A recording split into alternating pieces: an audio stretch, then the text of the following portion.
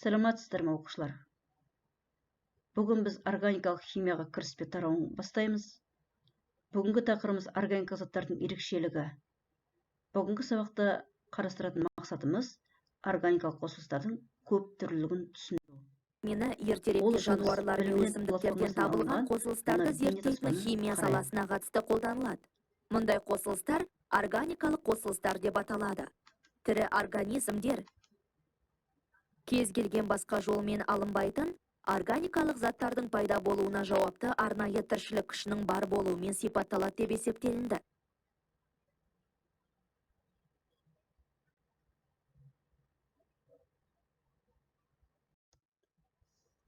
Органикалық заттардың негізгі құрамындағы негізгі элемент бұл көміртек атомы.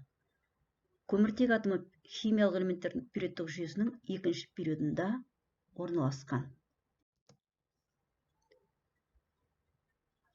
Тері, коллаген, фермент, яғни тірі ағза құрамындағы, сонымен қатар ауыл шаруашылығында зиянкестерге қарсы қолданылатын пестицидтер, дәрумендер, күнделікті тағамда қолданылатын ақуыз, көмірсу, майлар және дәрі-дәрмектердің барлығы органикалық заттарға жатады.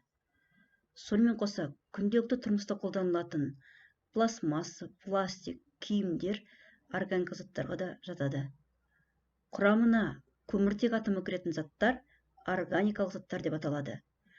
Органикалық заттар құрамында көміртек атомымен қатар көбіне сутек, оттек, азот атомдары көп мөлшерде, күкірт, галоген және тағы басқа элементтер сирек кездеседі. Органикалық заттар мен бейорганикалық заттар арасында шек қоюға болмайды. Мысалы, көміртек 2 оксиді, көміртек 4 валентті оксиді, көмір қышқылы, кальций карбонаты, сол сияқты басқа да карбонаттар, карбидтер бейорганикалық заттарға жатады. Себебі бұл заттар оксид, қышқыл, тұздардың қасиетін көрсетеді. Органикалық заттардың ерекшелігі құрамына кіретін көміртек атомы қашанда 4 валентті болады. Мысалы, көміртек атомы өзінің 4 валентін 4 атомға жұмсаған. Келесі этан жинақты формулаға қарайтын болсақ, бұл жерде көміртек 4 валентті көрсететін сияқты, ал құрылымды формуласын ашып жазатын болсақ, 4 валентті екенін көзіміз көріп отыр. Ал бейорганикалық химияда көміртек атомы 2 және 4 валентті болады. Органикалық заттардағы көміртек атомы өзінің 4 валенттілігін сақтай отырып, бір-бірімен тікелей байланысып, мынандай ұзын тізбектер түзе алады. Ұзын тізбектермен қоса тармақталған, тұйықталған және тұйықталмаған мен тармақталған қосылыстары бірігіп, бірнеше түрлі органикалық заттар түзеді. Көміртек атомы өзінің 4 валенттілігін сақтай отырып, мынандай байланыстар түзеді. Көміртек атомы өзінің 4 валентін 4 атомға жұмсап, жай байланыс. Көміртек атомы өзінің 4 валентін 3 атомға жұмсап, қос байланыс.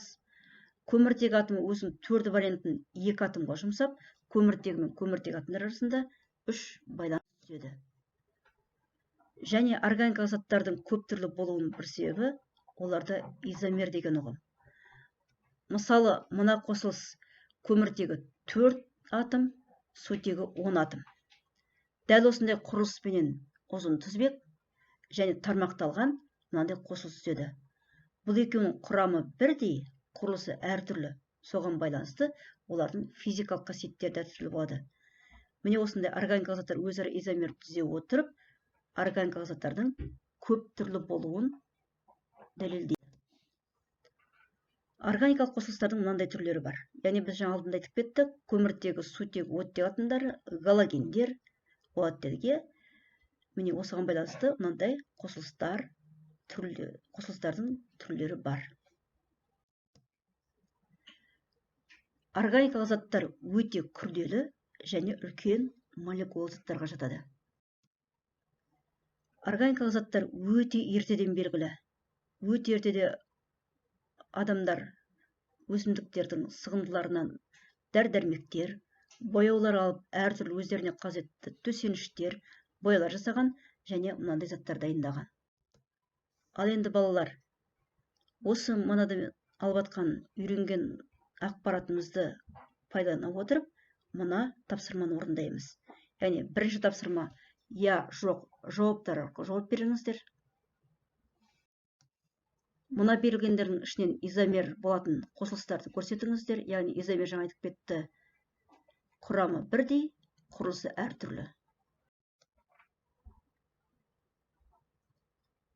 Үшінші тапсырмада берілген заттар ішінен органикалық заттарды теріп жазыңдар. Үйге тапсырма 49-шы тақырып 11-ші жаттығу, яғни оқулығымыздан қарастырамыз.